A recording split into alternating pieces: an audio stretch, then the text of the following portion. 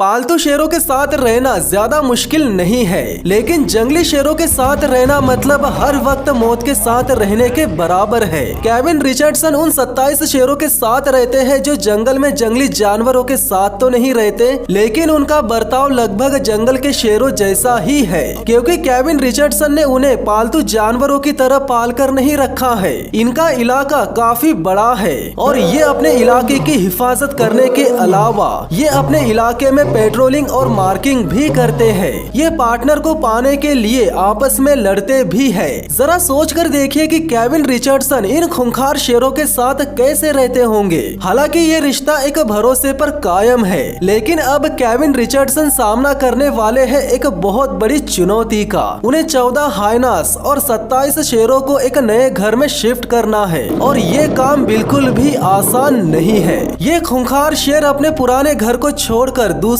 घर में जाना पसंद करेंगे या नहीं, जानेंगे आज के इस वीडियो में और जानेंगे कि उन्हें शिफ्ट करने के दौरान वे कितना उत्पाद मचाते हैं। गाइस, अगर आपने अभी तक फैक्ट लिमिटेड चैनल को सब्सक्राइब नहीं किया है तो चैनल को सब्सक्राइब कर लीजिए, साथ ही साथ बेल आइकन को भी दबा दीजिए ताकि इसी तरह की इंटरेस्टिंग वीडियोस की नोटिफिकेशन आप लोगों तक सबसे पहले पहुंच सके। नमस्कार दोस्तों, मेरा नाम है विकी पाटिल और स्वागत है आपका फैक्ट लिमिटेड चैनल पर। ये खूंखार शेर केविन रिचर्डसन के साथ वैसे ही खेलते हैं जैसे वे प्राइड के बाकी शेरों के साथ खेलते हैं। ये सभी शेर केविन को अपने प्राइड का हिस्सा मानते हैं और सबसे हैरानी की बात ये है कि ये शेर जब कभी भी केविन के साथ खेलते हैं तब ये उन्हें काटते या पंजे नहीं मारते। शेरों के इस परिवार में टोटल 27 शेर है और इनमें से ज्यादातर शेरों को केविन तब से जानते हैं जब वे बच्चे थे। कैद में पैदा हुए इन शेरों में से कुछ फिल्म स्टार रह चुके हैं और कुछ शेरों को दूसरे एनिमल पार्क से लाया गया है।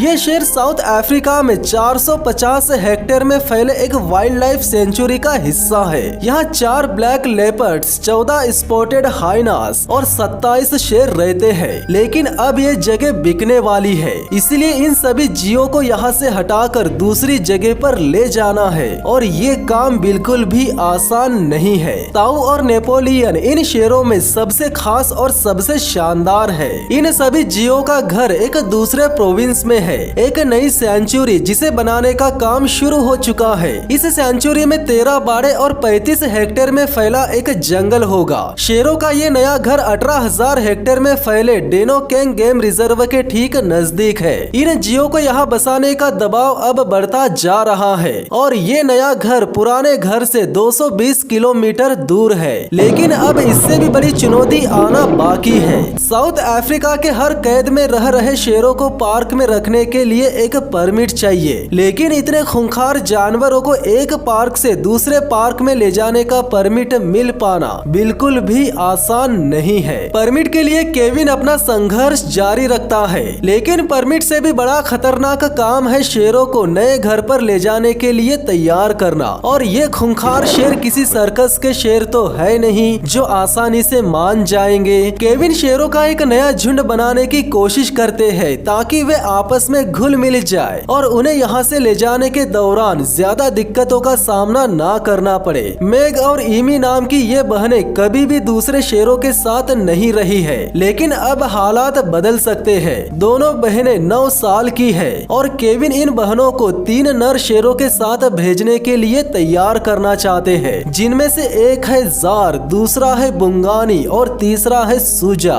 जंगल में शेरनियां अक्सर उसी ग्रुप में रहती है जहां पर वे जन्म लेती है, जबकि नर शेर इधर उधर घूमते हुए किसी झुंड पर कब्जा कर लेते हैं। लेकिन यह कहना मुश्किल है कि इनकी ये मुलाकात कामयाब हो पाएगी या नहीं। केविन मेग और इमी को पिंजरे में ही रखता है और जार नाम के शेर को खुला छोड़ देता है ताकि वे एक दूसरे से मिल भी सके और एक दूसरे से सुरक्षित भी रह सके। जार को देखते ही दोनों फीमेल चौकन्नी हो जाती है और उनकी हरकतें देखकर लगता है कि वे दोनों एक दूसरे से मिलना चाहते हैं। यानी जार की मुलाकात इन शेरनियों के साथ बहुत ही बढ़िया रही, जिसके बाद सूजा और बुंगानी को भी यहाँ आने दिया जाता है। सूजा शेरनियों से मिलने के लिए बहुत ज्यादा एक्साइटेड लग रहा है, लेकिन देखते ही देखते शेरनियों पर हक जमाने के लिए सूजा और जार के बीच जबरदस्त लड़ाई शुरू हो जाती है। केविन को इसकी उम्मीद बिल्कुल भी नहीं थी। सूजा दोनों शेरनियों पर अपना हक जमा रहा है और अपनी महक छोड़कर इलाका तय कर रहा है। केविन इन्हें आपस में मिलाकर इनका एक नया झुंड बनाना चाहते थे ताकि इन्हें यहाँ से ले जाने में ज्यादा दिक्कत ना हो, लेकिन अब ऐसा नहीं हो पाएगा क्योंकि शेरों ने आपस में झगड़ा कर लिया है, जिसके चलते उनके बीच तनाव भी बढ़ चुका है। 18 महीनों के हाइना भाई ल्यूक और नियबा के लिए आज एक अहम दिन है। वे नर्सरी में बड़े हुए हैं और आज पहली बार उन्हें वयस्क हाइनास के साथ रहने का मौका मिलेगा। हाइनास कड़े सोशल नियमों का पालन करते हैं। झुंड में उनका औहदा तय रहता है। झुंड में रहते हुए वे बॉडी लैंग्वेज और अजीबोगरीब आवाजों के जरिए अपने औहदे और सोशल स्टेटस का सबूत देते हैं। ल्यूक और नियबा को झुंड में जगह बनाने के लिए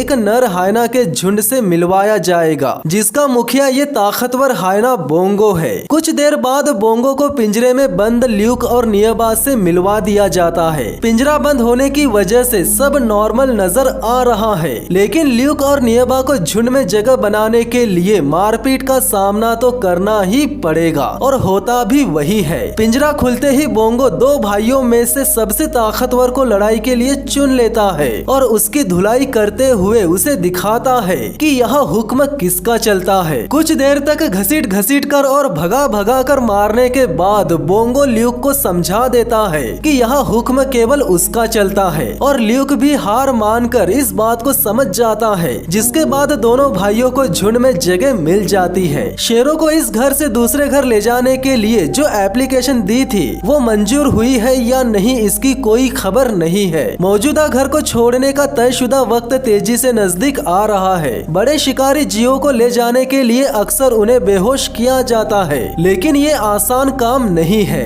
इनके लिए सही डोज तय कर पाना मुश्किल है और ये उम्मीद से पहले होश में आ सकते हैं, जिसके चलते ट्रक के अंदर या तो इनका दम घुट सकता है या फिर इनका हार्ट फेल भी हो सकता है। लेकिन केविन को फिक्र करने की जरूरत नहीं है। शेरों को केविन पर भरोसा है और उन्हें बिना बेहोश किए ही वैन में लोड किया जा सकता है। यानी शेरों को नए घर में ले जाने के लिए उन्हें ना ही डोज देना पड़ेगा और ना ही बेहोश करना पड़ेगा। फिर भी उन्हें वैन में ट्रैवलिंग करने की और नए बाड़े में सरवाइव करने की प्रैक्टिस कराई जा रही है। आज 5 शेरों के एक दल को नए बाड़े में छोड़ा जा रहा है। बदली हुई जगहों पर उन्हें चीजों को देखने और कुदरती व्यवहार करने का मौका मिलेगा, जैसा वे जंगलों में करते हैं। जहाँ तक हाइनास का सवाल है, ताकतवर नर ने ल्यूक और नियबा को अपना साथी कबूल कर लिया है। अब इस झुंड में और एक नया सदस्य लाने का वक्त है। ये है विंसी, सबसे कम औहदे का हाइना। विंसी की पूंछ और कान को उसी वक्त काट लिया गया था जब ये पैदा हुआ था। विंसी, ल्यूक और नियबा ये तीनों आपस में मिल चुके हैं। अब इन तीनों से मिलवाने के लिए बोंगो को लाया गया है, जो कि झुंड का सबसे ताकतवर नर है। बोंगो विंसी को देखकर कैसा रिएक्ट करेगा ये कह नहीं सकते।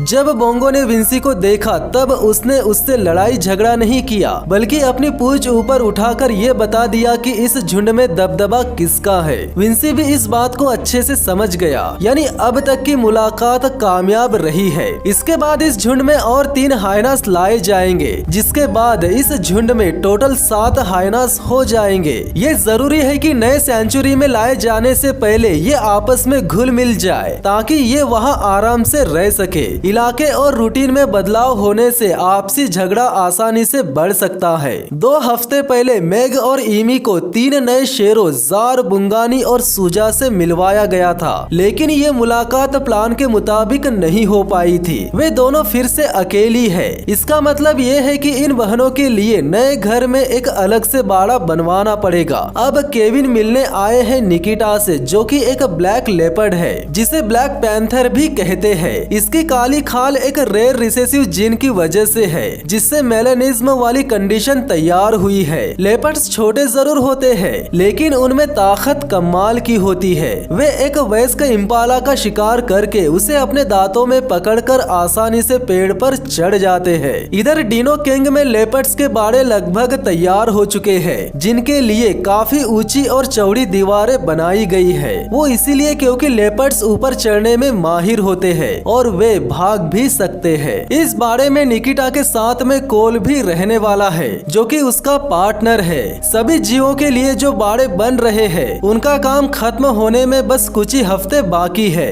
और केविन परमिट के बारे में किसी अच्छी खबर की उम्मीद कर रहे हैं ताकि शेरों को वहां ले जाया जा सके। लेकिन 4 महीने के इंतजार के बाद उन्हें जो जवाब मिला है वो उनकी उम्मीद से अलग है, यानी केविन को परमिट देने से इनकार कर दिया गया है। इसके बावजूद भी वो हार नहीं मानता क्योंकि सवाल था शेरों की जिंदगी का। केविन अपने शेरों को नए घर में शिफ्ट करने के लिए दोबारा से अपील करते हैं और अपने सफर की तैयारी जारी रखते हैं। केविन के ज्यादातर जीव वैन के इस सफर से खुश है, लेकिन कुछ इसके लिए तैयार नहीं लग रहे हैं और टाउ उन्हीं में से एक है, यानी टाउ वैन में चढ़ना नहीं चाहता। झुंड के साथ ही टैबी, मैडी टाउ और नेपोलियन काफी हिम्मत दिखा रहे हैं। नेपोलियन बिना झिझक के वैन में चढ़ गया है, लेकिन उसका भाई चढ़ने के लिए तैयार नहीं है। टाउ वैन के गेट तक तो आ रहा है, लेकिन वो अंदर नहीं जा रहा। काफी देर तक प्रयास करने के बाद आखिरकार टाउ का डर खत्म हो जाता है और वो वैन में चढ़ जाता है। पहले टाउ वैन में चढ़ना नहीं चाहता था और अब वो वैन से बाहर नहीं आना चाहता,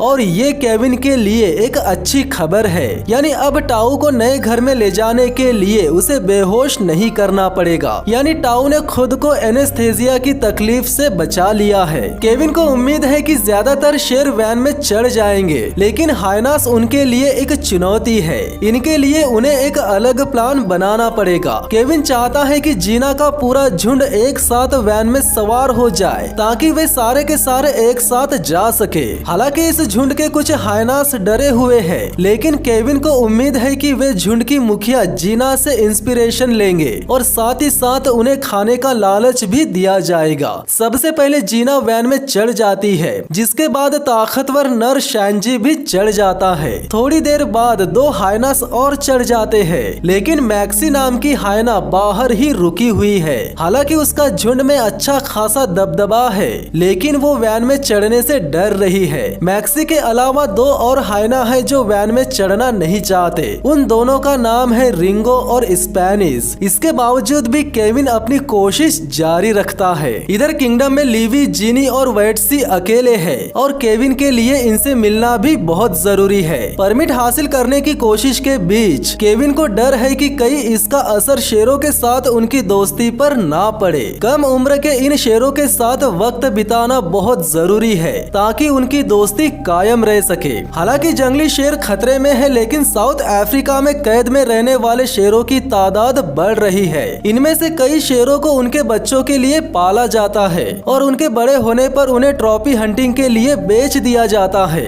जगह की कमी और केविन के पास बच्चों की सुरक्षा का इंतजाम ना होने की वजह से वो अपने शेरों को प्रजनन नहीं करने देते। सभी मादाओं को कॉन्ट्रासेप्टिव इम्प्लांट्स दिए जाते हैं ताकि वो मां न बन सके। और आज बारी है टैबी की। उसे अपने झुंड के साथियों से अलग कर दिया गया है। वेट क्लेयर स्पीडी पोल डार्ट के इस्तेमाल से उसे बेहोश करेगी। टैबी को कई बार डार्ट्स लग चुके हैं और वो क्लेयर को अच्छी तरह से पहचानती है, इसीलिए वो इस लेडीज को देखकर खुश नहीं है और कोऑपरेट नहीं कर रही है। इसी वजह से केविन टैबी का ध्यान बटाने की कोशिश करता है, जिसके चलते क्लेयर को मौका मिल जाता है। शेरों को एनेस्थेसिया देना एक जोखिम भरा काम है। हर जीव पर इसका असर अलग होता है। टैबी 15 साल की है, उसका मेटाबॉलिज्म धीमा है और दूसरे कॉम्प्लिकेशंस के अलावा मौत होने का भी खतरा है। टैबी को बहुत कम मात्रा में ड्रग दिया गया है, इसका मतलब उन्हें अपना काम जल्दी से करना होगा। बेहोश नजर आने वाले शेर अचानक से उठ भी सकते हैं और कंफ्यूज्ड स्टेट की हालत में वे हमला भी कर सकते हैं। टैबी को कॉन्ट्रासेप्टिव इम्प्लांट्स दे दिया गया है।